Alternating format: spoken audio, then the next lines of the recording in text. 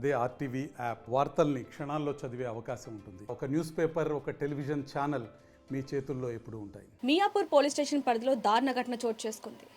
పోలీసుల నిర్లక్ష్యం ఒక నిండు ప్రాణం బలైంది. 8వ తారీఖు తమ కూతురు కనిపించట్లేదు అంటూ పోలీస్ స్టేషన్లో కంప్లైంట్ ఇచ్చారు తల్లిదండ్రులు.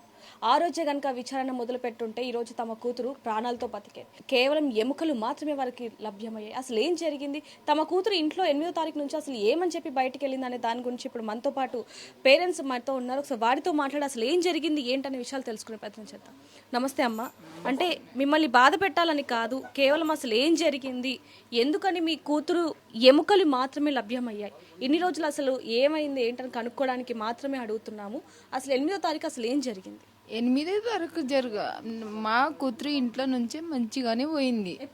ఎప్పుడు వెళ్ళిందంటే 20 రోజుల క్రితం వెళ్ళింది. అంటే నాకు ఇంట్లో బేజారు వస్తుంది, ఒక్కదాన్నే ఉంటున్నా, ఫ్రెండ్స్తో వెళ్ళి వస్తాను వెళ్ళింది కాబట్టి ఫోన్ మాట్లాడుకుంటానే ఉంది. వెళ్ళింది అంటే ఒక్కదాన్ని వెళ్ళలేదు. ఒక అబ్బాయి చింటూ వ్యక్తి అనే అబ్బాయి ఇన్స్టాగ్రామ్లో పరిచయం అయిందంట. ఆమెకి ఫ్రెండ్స్తోనే వెళ్తున్నా మమ్మీ అని ఫోన్ చేసి వెళ్ళింది. నాకు ఫోన్ చేస్తూనే ఉంది, బాగానే ఉంది. 8వ తారీఖు వరకు బాగానే వస్తా దసరా రోజు రా అమ్మ అంటే, దసరా ముందు అన్ని పని చేసుకుని నవరాత్రి చేస్తాం కదా మేము, అంతా చేసుకొని వెళ్ళింది. అన్ని బట్టలు దసరా ఇంకా 2 రోజులు ఉండే వెళ్ళింది. ఇంకా అక్కడే పండుగలు అక్కడే చేసే పండుగకు రా అమ్మ అంటే, ఎక్కడ వెళ్ళిందంటే ఉప్పు కూడా తీసుకుపోయిండు అనమాట. వాడు ఉండేది వాడు ఉప్పు కూడా అంటే, నేను ఫ్రెండ్స్ వాళ్ళ ఇంట్లో ఉంటాను పోయింది. ఆమె ఇట్లా పెళ్లి చేసుకుంటే అది ఇది అని చెప్పలేదు నాకు. అంటే ఫ్రెండ్స్ వాళ్ళ ఇంట్లోకి వెళ్తా అంటే నేను సరే అమ్మ ఎక్కడైనా ఉండు. ఇంతకుముందు బాబు చనిపోయిండు కదా, చిన్న పాప ఏం తెలుసు. మీకు ఒక బాబు, 2 ఆడపిల్లలు. ఒక బాబు 3 ఏళ్ల క్రితమే చనిపోయారు, ఇప్పుడు ఒక పాప ఇప్పుడు చనిపోయింది. చిన్న పాప. అసలు ఏం జరిగిందంటే పాప వెళ్ళిపోయింది. మంచిగానే ఉండే, మంచిగా మాట్లాడుతుండే. 8వ తారీఖు వరకు మంచిగా మాట్లాడేది. పొద్దున్న ఎవరి ఇంట్లో ఇప్పుడు పోయింది కదా పాప, ఆ బాబు ఎవరి ఇంట్లో పెట్టి, వాళ్ళ ఫ్రెండ్స్ వాళ్ళ ఇంట్లో పెట్టిండు. ఎవరి ఇంట్లో వాళ్ళ భార్య భర్త వద్దరు ఇంట్లో పెట్టిండు. ఆ భార్య భర్త ఎవరంటే సాకేత్ అని, ఈమెమో ఇట్లా ఇన్స్టాగ్రామ్లో పరిచయం అయిందంట పాపకి. అన్న అన్న అని పిలుస్తుండే ఆ సాకేత్ వానికి. అని భార్యకేమో వదిని అని పిలుస్తుండే. అంటే తెలుసు, అంటే ఇట్లా వాళ్ళ ఇంట్లో ఉన్నా అని తెలుసు అంతే. మేము చూడలే, ఇల్లు చూడలే, వాళ్ళకి చూడలే మేము అంతే. ఆ పాపకు ఫోన్ చేసి మాట్లాడినా నేను, కళ్యాణి అనే పాపకు. అంటే ఉంది, మా ఇంట్లోనే ఉంది, బాగానే ఉంది అని చెప్పింది పిల్ల. ఇంకా చిన్న పిల్ల కదమ్మా, ఇట్లా పెళ్ళి అని నాకు ఇట్లా ఇది వస్తుంది, ఇన్ఫర్మేషన్ వస్తుంది. ఇట్లా ఇన్ఫర్మేషన్ ఏమొస్తుంది మీకు? పెళ్లి అని. పెళ్లి అంటే బాబు ఫోర్స్ చేస్తున్నాడు, నీకు లవ్ చేసి చింటూ అనే వ్యక్తి మీ అమ్మాయిని పెళ్లి చేసుకోమని ఫోర్స్ చేస్తున్నాడు. ఆ విషయం మీకు ఎవరు చెప్పారంటే మా అమ్మాయి చెప్పింది, వాడు కూడా చెప్పాడు. అంటే ఏజ్ లేదమ్మా, మేమేమన్నామంటే మీ అమ్మకి తీసుకొచ్చినాక నేను చేస్తా అది ఇది అని ఏదో ఒకటి చెప్పాను. నీకు ఏజ్ లేదు, పెద్ద కూతురు ఉంది, ఇంకా మీకు చేసినాక నీది చూద్దాం. చిన్నగా ఉన్నాను. పెద్ద అమ్మాయి వయసు 22, 21 ఇప్పుడు. ఆమె చిన్న జాబ్ చేస్తుంది, పాప చదువుకుంటుంది. ఇంకా నేను అబ్బాయి పోయిందని నేను ఇంట్లో ఉండేవాళ్ళు, పనికి పోయేదాన్ని నేను. మరి ఇప్పుడు ఎవరైతే చింటూ అనే అబ్బాయితో కొద్ది రోజులు వెళ్ళింది, ఒక వేరే వాళ్ళ ఇంటికి వెళ్ళింది, మరి ఎప్పటి వరకు మీతో మాట్లాడింది? ఎప్పటి నుంచి మీకు అనుమానం స్టార్ట్ అయింది? అనుమానం అంటే 8వ తారీఖు నుంచి 8వ తారీఖు వరకు మంచిగా మాట్లాడింది. ఆ రోజు దండలేమో మార్చుకున్నాం మేము, పెళ్లిలక ఇంట్లోనే మార్చుకున్నాము, చేసుకున్నాం అన్నది మమ్మీ. నేను మీరు పెళ్లి చేయట్లేదు అని అనిందా, లేకపోతే ఎందుకు చెప్పింది? మరి అసలు పెళ్లి విషయమే తెలియదు. వాళ్ళు ఇట్లా లవర్స్ అని వాళ్ళే అనుకున్నారు, చేసుకున్నారు, దండలు మార్చుకున్నారు. వస్తాను అని ఆంటీ, నేను మీ పాపకు తీసుకువస్తా, నీకు చూపిస్తా అన్నాడు. ఆమె కూడా వస్తా అన్నది. నేను వచ్చి నీకు కలుస్తానే పని కాడని మాట్లాడింది. ఇంకా నాకు మాట్లాడింది అంతే. ఇంకా దాని తర్వాత వాడు ఏం చేసిండంటే, ఇంకా తర్వాత ఇంకా నేను నిద్రపోయినా. 8 ఎప్పటి నుంచి 4 గంటలు కూడా కాలే, 8 గంటలకి ఫోన్ వచ్చింది నాకు, లిఫ్ట్ చేయలే నేను. ఏం చేసానంటే, వాడు ఆంటీ నీ కూతురు లేదు, వచ్చింది ఆమె ఇంటికి అని అంటుండు. ఏం మాట్లాడుతున్నావు బాబు, ఇప్పుడే నువ్వు దండలు మార్చుకున్నావు అని అన్నావు, మరి ఇప్పుడే లేదని నువ్వు అంటున్నావు, ఏడ ఉంటుంది నీ దగ్గర ఉంటుంది, నా దగ్గర ఎట్లా వస్తుంది? ఫోన్ లేదా దాని దగ్గర, సిమ్ మీద కొడితే ఫోన్లో కొడుతుంది. నేను ఎవరు ఫోన్ మాట్లాడేది? ఫోన్ పెడితే కూడా నువ్వు కంపెనీస్ కాల్లో ఫోన్ మాట్లాడతావు, ఎవరికని మాట్లాడే దాని దగ్గర ఫోన్ కూడా లేదు. ఎవరు మాట్లాడితే నీతోనే అతనే ఫోన్ చేసి చెప్పాడు, అడిగాడు మిమ్మల్ని మీ కూతురు మీ దగ్గర ఉందా అని చెప్పి అడిగాడు నాకు. అంటే నా దగ్గర ఏడ ఉంటుంది మా కూతురు, నీ దగ్గరనే ఉంటుంది, నువ్వే తీసుకురా నా కూతురికి నేను అడిగా. అనుమానం వచ్చి నేను police station, Miyapur police station పోయినా. ఇట్లా 9 తారీఖు 9 శనివారం పోయినా. సార్ ఇట్లా అయ్యే సంగతి ఇట్లా లేదు, ఇట్లా దండలు మార్చుకుని మా అమ్మాయి కనిపిస్తలేదు, వాడే ఫోన్ చేసి నాకు అడుగుతున్నాడు, నాకు నీ కూతురు లేదా ఆంటీ అని నాకు అడుగుతున్నారు. అంటే నేను నా దగ్గర ఎలా ఉంటుంది, నువ్వు తీసుకుపోయినావు, నువ్వు ఫలానా ఇంట్లో పెట్టినావు నువ్వే చెప్పినావు, మరి లేదని నువ్వే చెప్తున్నావు, నా కూతురు ఎటు పోతుంది? మాట్లాడింది నాకు, అన్నీ చేసింది, అన్ని విషయం పోలీసు వాళ్ళకి చెప్పాను నేను, అన్నీ చెప్పాను నేను. ఉన్నదన్నట్టు మా పాప ఎప్పుడు మాట్లాడింది నేను రికార్డు చేసుకున్నాను, ఏం చేసింది అన్నీ రికార్డ్ చేసి నేను పోలీసు వాళ్ళు కంప్లీట్ చేశాను, ఇచ్చాను. వాళ్ళు అప్పటి నుంచి వెతుకుతూనే ఉన్నారు వాళ్ళ తరఫు నుంచి. అది ఉత్తిగా శుక్రవారం రోజు హింస పెట్టి చంపేశాను ఆ రోజు 4 గంటలకు. అప్పుడు ఎప్పుడు చేశారో 3 గంటల వరకు మంచిగానే ఉండే, 3 గంటలకే దండాలు మార్చుకున్నా అని చెప్పింది. అది అన్ని వీడియో కాల్ మాట్లాడింది నాతోని, మంచిగా ఉన్నా అని చెప్పింది. అమ్మాయి మెడలో తాళి కానీ లేకపోతే దండలు కానీ ఏమైనా ఉన్నాయా? దండలు ఉండే, ఆ దండలు ఉండే. అంటే చిన్న పిల్ల, దానికి ఏం మార్చుకో, వాడు పెద్దోడు అయిపోయి. ఇది ఎంత వయసు ఉంటుంది ఆ అబ్బాయికి, చింటూ అనే అబ్బాయికి? ఉండొచ్చు 21, 22 పెద్దోడు, ఈమె 17 సంవత్సరాలు పాప. తెలియకుండా నాకు ఇట్లా నాకు బేజారు వస్తుంది, పని చేసింది దసరాకి పని అంతా చేసుకున్నాం, వీళ్ళు చదువుకున్నాము, వీళ్ళు వస్తాను పోయింది.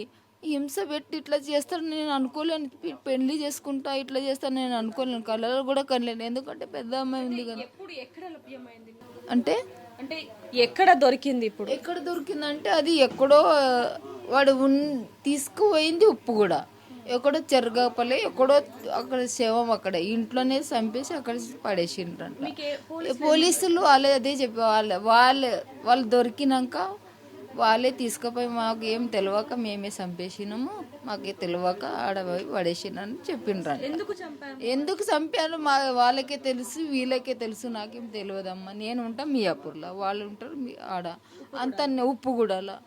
చంపేసా అంత విషయం. నా కూతురు ఏం చేసింది, నా కూతురు ఏమన్నా చేస్తే నా దగ్గర వదిలేసేది ఉండే నేను అంటున్నా. నా హింస పెట్టి చంపేసా అంత పని ఏం చేసింది చిన్న పాప, అది ఏం చేసింది అని నేను. ఎలా అంటే మీరు చూసినప్పుడు మీ అమ్మాయి పరిస్థితి ఏ విధంగా ఉంది? మంచిగానే ఉండే. అంటే ఇప్పుడు 2 రోజుల క్రితం చూసినప్పుడు ఎక్కడ దొరికిందంటే అది ఎక్కడో దొరికిందంట, పోలీసు వాళ్ళే తెచ్చిచ్చిండు, ఏం లేకుండే. వారం 10 రోజు అయింది పడేసి అక్కడ. వాడు దర్జాగా తిరిగిండు, నాకే రివర్స్ వచ్చిందా అంటే నాకు ఏమో అడుగుతున్నావు బాబు, నీ దగ్గర ఉంది నువ్వే తెచ్చింది. నేను మీ అమ్మాయి అని చెప్పి గుర్తుపట్టారా? అది బొక్కలే ఉండే, పోలీసు వాళ్ళు బట్టి వాడే తీసుకుపోయి నేనే పడేశానని వాడే ఇది అయ్యున్నాడు పోలీస్ స్టేషన్లో. ఏమేమి చేశాడు వాడే, పోలీసు వాళ్ళకంతా వాడే చెప్పాడు అనమాట. వాడికి ఏం చేయాలంటే మా అమ్మాయికి ఎట్లా అయిందో వానికి కూడా అట్లానే కావాలి. అంటే అమ్మాయి ఇక్కడ చూసుకుంటే దసరా ముందు అంటున్నారు, అంటే దసరా జరిగింది అక్టోబర్ 12. అంటే అక్టోబర్ 12 ముందు మీ అమ్మాయి ఇంట్లో నుంచే వెళ్ళింది. అంటే నేను కొంచెం రెస్ట్ తీసుకుంటాను అని చెప్పి ఫ్రెండ్స్ దగ్గరికి వెళ్ళింది. మరి మీరు ఎందుకని ఈ నెల రోజులు అవుతుంది, ఈ నిన్నటికి మొన్నటికి, మరి ఈ నెల రోజుల పాటు కూడా మీరు మరి వచ్చేసే ఇంటికి వచ్చేసే అని అడిగారా? మీరు అడిగాను.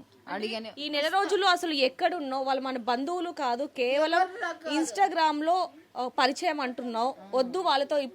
ఇప్పుడు చాలా జరుగుతున్నాయి. చిన్న పిల్లల దగ్గర నుంచి సంవత్సరం పుట్టిన పాప దగ్గర నుంచి 60 ఏళ్ల పండు ముసలి వరకు అగత్యాలు జరుగుతున్నాయి. మరి అలాంటిది మీరు ఎలా వదిలేసారు ఈ నెల రోజులు? అంటే మా అబ్బాయి చనిపోయిండు, పాప ఏమన్నా ఇంట్లో ఒక్కదాన్నే ఉంటది, నాకు భయం. ముందే పాప ఇది ఉండే, ఏమైనా కోపం అయితే అది ఇది చేస్తుండే అనమాట. అంటే కోపంలో బెదిరిస్తుండే మమ్మల్ని. ఏమన్నా అంటే సుదీప్ మా అన్న ఎట్లా పోయిండు అట్లని నేను కూడా చచ్చిపోతా, అట్లా ఇట్లా అంటారు. చిన్న పాప, దానికి ఏం తెలుసు అని భయంతో ఉండి రామనండి. ఫ్రెండ్స్ కదా, పాప పిల్ల కళ్యాణి అనేది పిల్ల నా దగ్గర ఉంది అంటే పంపిస్తాలే అంటే అన్నది ఆ పాప. అంటే దానికి కూడా తెలివి లేదా అమ్మా, ఇది మైనర్ పిల్ల ఉంది, చిన్న పిల్ల ఉంది, ఎట్లా చేయలేదు, ముగ్గురు కలిసి చేసిండ్రు వీళ్ళంతా. ఒప్పుకున్నారు ఆడ పోలీస్ స్టేషన్లో, ఒప్పుకున్నారు కూడా. చింటూ ఇంకా సాకిత్, కళ్యాణి, ఈ ముగ్గురు వాళ్ళ ఇంట్లోనే పెట్టిండు. వీడు తీసుకుపోయి నేను లేనప్పుడు, అప్పుడు లేను. అంతే ఇది జరిగిన కథ అంతవరకే. వాడు చెప్తున్నాడు, వాడి అంచులో వాడు ఎట్లా ధైర్యమే లేకుండా అమ్మాయిని ప్రశ్నించే ప్రయత్నం చేశారా?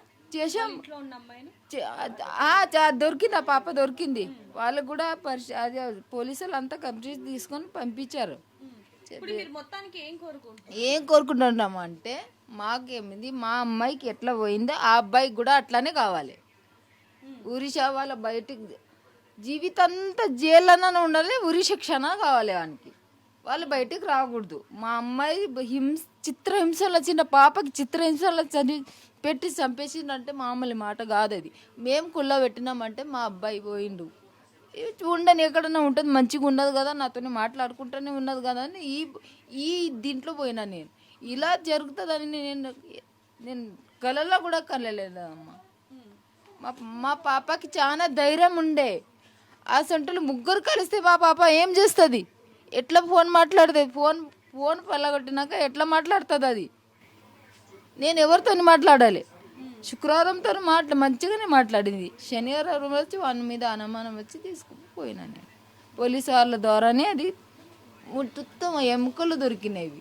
ఏమీ లేదు ఆడ. తీసుకుపోయి ఎవరు తీసుకుపోయింది అతన్ని తీసుకొని పోయి పడేశారు కదా, అది జరిగింది కదా. సో మనం విజువల్స్లో కూడా చూస్తున్నాం అమ్మాయి ఎలాంటి దారుణమైన పరిస్థితుల్లో దొరికింది అనేది కూడా మనం చూడడం జరిగింది.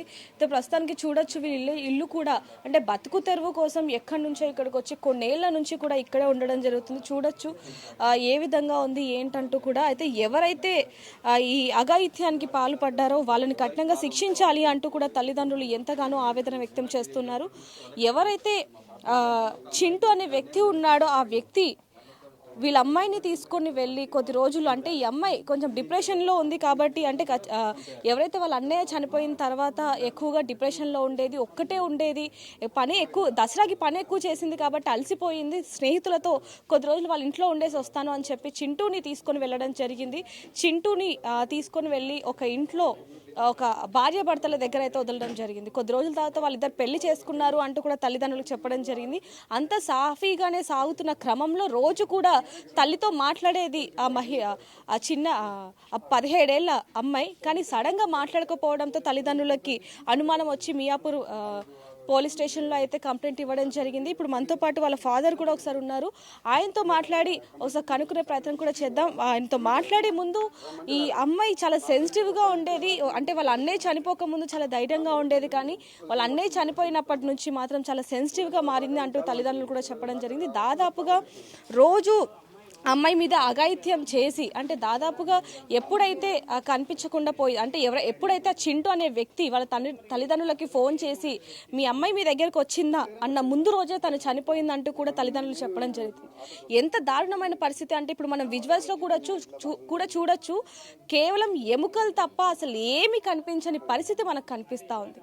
ఈ చింటూ అనే వ్యక్తి అంటే పోలీసులు ఇంట్రోగేషన్ చేస్తున్న క్రమంలో ఎవరైతే చింటూ ఉన్నారో అతన్ని ఇన్స్టాగ్రామ్ ద్వారా అతన్ని కనుక్కొని అతని దగ్గర నుంచి అసలు అమ్మాయి ఏది ఏంటి అంటూ కూడా మొత్తం వివరాలన్నీ కనుక్కొని ఎక్కడైతే ఈ అమ్మాయిని కాల్చి చంపారో ఆ స్థలానికి తీసుకువెళ్ళి అక్కడే ఆ అమ్మాయి శవం అసలు ఏమి కనిపించకుండా కేవలం స్కిన్ కూడా కనిపించకుండా కేవలం ఎముకలు మాత్రమే లభ్యమయ్యేలాగా అంత దారుణంగా కాల్చి చంపాల్సిన అవసరం ఏముంది అంటూ కూడా పోలీసులు అయితే విచారిస్తున్నారని చెప్పాలి. ఏదైనప్పటికీ వీళ్ళకి న్యాయం కావాలి అంటూ కూడా వీళ్ళు ఎంతగానో మొరపెట్టుకుంటున్నారని చెప్పాలి. ఇప్పుడు మనతో పాటు వాళ్ళ కుటుంబ సభ్యులు కొంతమంది ఉన్నారు, వాళ్ళతో మాట్లాడదాం.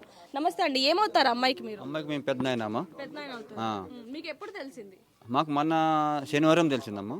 శనివారం 9వ తారీఖు కంప్లీట్ చేశానంటే అప్పుడు మాకు చెప్పలేదు. మరి ఇట్లా 9వ తారీఖు మన శనివారమే అన్న వాళ్ళ నుంచి వస్తుండ్రు, మీరు కూడా రండి అంటే పోలీస్ స్టేషన్కి శనివారం పోలీస్ స్టేషన్కి వచ్చినాం. మేము పొద్దుమీద పోలీస్ స్టేషన్లో కూర్చున్నాం మేము శనివారం, పోయిన శనివారం. మరి ఇక వాళ్ళ తర్వాత 7 గంటల దాకా పోలీస్ స్టేషన్ ఉన్నాము. అప్పుడు ఇంకా పిల్లగాడు దొరకలేదు. వాళ్ళ కుటుంబ సభ్యులకు తెచ్చిండ్రు. కంప్లైంట్ ఇచ్చిన తర్వాత ఎన్ని రోజులకి చెప్పారు పోలీసులు? అంటే మనకు కంప్లైంట్ ఇచ్చింది 9వ తారీఖు కంప్లైంట్ ఇచ్చిండ్రు. వాళ్ళు కూడా చూసిండ్రు, అప్పుడు ఇంకా దొరకలేదు. మరి శనివారం వాళ్ళకు కూడా పట్టుకొచ్చిండ్రు వాళ్ళ కుటుంబ సభ్యులకు. మేము కూడా వచ్చినాము మా తరపున. మన పొద్దు మీద అక్కడనే కూర్చున్నాము. ఆ పిల్లగాడు కూడా దొరకలేదు.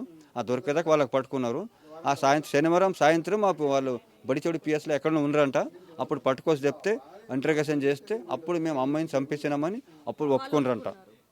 ఇట్లా అమ్మాయికి జరిగినంట ఇట్లా అన్యాయం మళ్ళీ ఒక అమ్మాయికి జరుగుకుంటా వాళ్ళకు కఠినంగా శిక్షించాలని ప్రభుత్వానికి మేము కోరుతున్నాం. సో చూడొచ్చు ఎంత దారుణమైన పరిస్థితి అంటే కొడుకు చనిపోయి 3 నెలలు కూడా అవ్వక ముందే కూతురు కూడా చనిపోవడంతో తల్లిదండ్రులు ఇద్దరు కూడా ఆవేదన వ్యక్తం చేస్తున్నారని చెప్పాలి. పాప వయసు కూడా ఎంతో చిన్న వయసు ఉన్నప్పటికీ కూడా ఈ విధంగా ఒక వ్యక్తి వల్ల చనిపోవడం అనేది చాలా దారుణమైన పరిస్థితి అని చెప్పాలి. చూడొచ్చు. ఒకసారి వాళ్ళ అక్కతో కూడా ఒకసారి మాట్లాడే ప్రయత్నం చేద్దాం. తనతో ఏమైనా మాట్లాడిందా ఏంటనే విషయాలు కూడా ఒకసారి అడిగి తెలుసుకునే ప్రయత్నం చేద్దాం. అమ్మ, దాదాపుగా నెల రోజులు అవుతుంది మీ చెల్లి ఇక్కడికి రాకుండా. మరి ఈ నెల రోజులు అసలు ఎక్కడున్నావు? వాళ్ళు మన బంధువులు కాదు, ఏమీ కాదు, ఎందుకు అక్కడ ఉన్నావు అని ఎప్పుడైనా అడిగారా మీరు? ఫ్రెండ్స్ అని చెప్పేసి వెళ్ళింది. మేమేమి ఇక్కడ ఉంటున్నా అక్కడ ఉంటున్నా ఏం చెప్పలేదు. ఫ్రెండ్స్ అని చెప్పేసి వెళ్ళింది. ఇక్కడ కళ్యాణి ఇంకా సాకేత్ అన్న ఉన్నాడు, అక్క ఉంది, వాళ్ళతో పాటు ఉంటున్నా నేను అని చెప్పేసి వెళ్ళింది. కాంటాక్ట్లోనే ఉంది. ఇట్లా మా మమ్మీకి కాల్ చేస్తుండే, అంటే ఎక్కువ మా మమ్మీతోటి షేర్ చేసుకుంటుండే ఏదైనా కానీ. మా మమ్మీకి డైలీ మా మమ్మీ కాల్ చేసినా ఆన్సర్ చేస్తుండే, ఆమె కాల్ చేస్తుండే. బాగానే ఉన్నా మమ్మీ, నేను వస్తా అని చెప్పేసి కూడా అన్నది. మళ్ళీ తర్వాత సడన్గా ఆ రోజు మార్నింగ్ గొడవ పడ్డారంట. ఆఫ్టర్నూన్ కల్లా పెళ్ళి అయిందంట. మా మమ్మీకి కాల్ చేసి ఇట్లా పెళ్ళి అయిపోయిందని చెప్పేసి చెప్పిందని అన్నారు. నాకు కూడా తెలియదు, నేను ఆఫీస్లో ఉన్నాను. నేను స్టోరీ చూడంగానే నేను మా మమ్మీకి ఫోన్ చేసిన. అయితే ఇట్లా అని చెప్పేసి అని అన్నది. ఇంకా ఆ రోజు సరే, ఆ రోజు పెళ్ళికి ఒప్పుకోరని చెప్పి అలా వెళ్ళిపోయి పెళ్లి చేసుకుందా, లేకపోతే అసలు మాకు తెలియదు పెళ్ళి గురించి అదంతా. జస్ట్ వెళ్తున్నా అని చెప్పేసి అని అన్నది. పెళ్ళి చేసుకుంటా అదంతా ఏం అనలేదు. మార్నింగ్ గొడవ పడ్డారు, ఆఫ్టర్నూన్ పెళ్ళి చేసుకున్నారు. ఈవినింగ్ మా మమ్మీకి ఫోన్ చేసి నేను కలుస్తా అని చెప్పేసి అని అన్నారు. మళ్ళీ నైట్ అరౌండ్ 11 o'clock అట్లా ఫోన్ చేసిండు. మేము అనుకున్నాం ఉంది కదా సరేలే అని చెప్పేసి అట్లా అనుకున్నాం. అమ్మాయి దగ్గర ఉంది కదా అనేసి వాని దగ్గర కూడా లేదు, అమ్మాయి దగ్గర. మళ్ళీ మార్నింగ్ మేము కాల్ బ్యాక్ చేస్తేనేమో మీ అమ్మాయి మీ ఇంటికి వచ్చిందా అని అడుగుతున్నాడు. అదేంటి నిన్ననే కదా ఇట్లా అయింది, మళ్ళీ మా ఇంటికి ఎందుకు వస్తుంది అని చెప్పేసి మేము అడిగినాం. ఏమో మా దగ్గర లేదు, నాకు తెలియదు, నాకు చెప్పకుండా ఎక్కడికో పోయింది. ఆ రోజు మేము ఎప్పుడు కాల్ చేసినా ఆన్సర్ చేసిండు. లేదు నేను వెతుకుతున్నా అని చెప్పేసి అని అన్నాడు. సరేలే ఎక్కడన్నా వెళ్ళిందేమో, ఫోన్ చేస్తుంది. ఎప్పుడు వెళ్ళినా కూడా ఎక్కడికి వెళ్ళినా కూడా నేను ఇక్కడ ఉన్నా, బయట పర్సన్ ఫోన్ నంబర్ తీసుకొనన్నా ఫోన్ చేస్తుండే. సరేలే చేస్తుందేమో అని చెప్పేసి మేము నైట్ వరకు వెయిట్ చేసినాం. ఇంకా వెయిట్ చేసి ఇంకా చెయ్యట్లేదు అని చెప్పేసి మేము నైట్ ఆ రోజు పిఎస్కి వెళ్ళినాం 9:30కి. ఇట్లా చెప్పినాం. అయితే అక్కడ వాళ్ళు ఈ అబ్బాయి నంబర్ తీసుకొని ఇట్లా మార్నింగ్ 10 o'clock రమ్మని చెప్పిర్రు. మేము ఇంటికి వచ్చిన తర్వాత ఫోన్ చేసినాం అబ్బాయికి, స్విచ్ ఆఫ్ వచ్చింది. మళ్ళీ అతను కాల్ బ్యాక్ చేసి నాకేం భయము, నేనేం తప్పు చేయనప్పుడు నేను ఎందుకు భయపడతా, నేను ఎందుకు దాచుకుంటా, మా అమ్మ వాళ్ళని మా అందరినీ తీసుకొని వస్తానన్నాడు. సరే బాబు తీసుకొని రా, రేపు పొద్దున్న కలుద్దాం అన్నది మా మమ్మీ. మేము వెళ్ళినాం.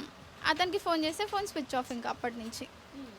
మరి ఎప్పుడు తెలిసింది మీ చెల్లి చనిపోయింది? ఎప్పుడు తెలిసింది అని అంటే ఫోన్ స్విచ్ ఆఫ్ ఆన్ చేస్తున్నాడు కదా, సో ఇట్లా ఆన్ చేసినప్పుడు మేము ఎస్ఐ వాళ్ళకి చెప్తున్నా, అంటే వాళ్ళ లొకేషన్ అవన్నీ నంబర్స్ పెట్టి లొకేషన్ అవన్నీ ట్రాక్ చేశారు. ఇట్లా ఆన్ చేసినప్పుడు ఆయన ఉన్న లొకేషన్కి అప్పుడు వెళ్ళాము. ఐడియా గుర్తులేదు కానీ అట్లా నంబర్ ట్రాక్ చేసినప్పుడు అబ్బాయి ఇంటి అడ్రస్ అవన్నీ మేము కేసు పెట్టిన ఒక 2-3 days తర్వాత, ఎఫ్ఐఆర్ ఫైల్ అయిన 2-3 days తర్వాత వాళ్ళ ఇంటికి వెళ్ళాము. అతను లేడు అక్కడ. అతను లేకపోవడంతో వాళ్ళ తమ్ముడిని తీసుకొని వచ్చాం. వాళ్ళ తమ్ముడిని వాళ్ళ బాబాయ్ని తీసుకొని వస్తే ఇట్లా పిఎస్లో పెట్టి ఇట్లా చెప్పారు, ఎక్కడున్నా అబ్బాయిని తీసుకొని రండి అని చెప్పేసి అని అన్నారు. మళ్ళీ తర్వాత అబ్బాయి లొకేషన్ ఆన్ చేసిండేమో. తర్వాత నెక్స్ట్ డే అబ్బాయి దొరికిండు. అతన్ని తీసుకొని వచ్చారు పిఎస్కి. తీసుకొని వచ్చిన తర్వాత అతనే నేను చంపేసిన అని చెప్పేసి బాడీ కూడా అతనే చూపించాడు తీసుకొని వెళ్ళి. ఎందుకు చంపాడు ఏంటనే విషయం ఏమైనా పోలీసులు ఏమైనా చెప్పారా మీకు? మాకైతే ఏం చెప్పలేరు. ఇట్లా కన్ఫర్మ్ చేసిండు అతనే నేనే చంపేసిన అని చెప్పేసి ఆయననే కన్ఫర్మ్ చేసిండు. చింటూ, సాకేత్, కళ్యాణి వీళ్ళు ముగ్గురు కలిసి చేసారు. వీళ్ళు ముగ్గురు కలిసి ఆమెను చంపేశారు. చంపేసి అక్కడెక్కడో వాడేశారంట. ఇప్పటివరకు మేమైతే వాళ్ళని కలవలేదు. వాళ్ళు చెప్పారు ఇట్లా పిఎస్లో వాళ్ళు యాక్సెప్ట్ చేశారు, మేమే చంపేసినాం, మేమే చేసినాం అని చెప్పేసి. అయితే మీరు చూసినప్పుడు ఎలాంటి పరిస్థితుల్లో ఉంది అంటే నార్మల్గా అడుగు అసలు ఏం లేదు అక్కడ చూడడానికి, మొత్తం స్కెలిటన్ ఏం లేదు అక్కడ. అది ఐడెంటిఫై చేయడానికి కూడా ఏం లేదు. వీళ్ళే తీసుకెళ్ళి అక్కడ బాడీ ఉందని చెప్పేసి వీళ్ళు చూపించారు. అప్పుడు మాకు తెలిసింది. అసలు ఎక్కడ కూడా మాంసం కానీ ఏం లేదు, ఉన్న పరిస్థితి కూడా ఏం లేదు. మేము లైవ్గా ఏం చూడలేదు.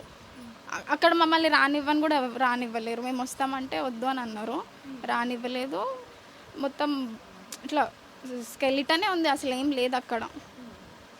సో చూడొచ్చు, ఎప్పుడు నాతో గొడవ పడుతూ ఉండేది మా చెల్లె ఇప్పుడు సడన్గా చనిపోయిందన్న విషయం తాను కూడా జీర్ణించుకోలేకపోతుందని చెప్పొచ్చు. ఏదైనప్పటికీ ఇప్పుడు ఎవరైతే చింటూ, కళ్యాణి, సాకేత్ అని ఉన్నారో వాళ్ళే మా చెల్లి చనిపోవడానికి గల కారణం కాబట్టి వాళ్ళకి ఖచ్చితంగా కఠిన శిక్ష పడాలి అంటూ కూడా వాళ్ళ అక్క కూడా చెప్పడం జరుగుతుంది. ఏదైనప్పటికీ వీళ్ళకి న్యాయం జరగాలనేది కూడా మనము కోరుకుందాం. కెమెరామ్యాన్ శివతో రిపోర్టర్ దేవిక, హైదరాబాద్. మరిన్ని వీడియోస్ కోసం ఛానల్ సబ్స్క్రైబ్ చేయండి. లేటెస్ట్ అప్డేట్స్ కోసం వాట్సాప్ ఛానల్ ఫాలో అవ్వండి. అండ్ లింక్ డిస్క్రిప్షన్ లో ఉంది.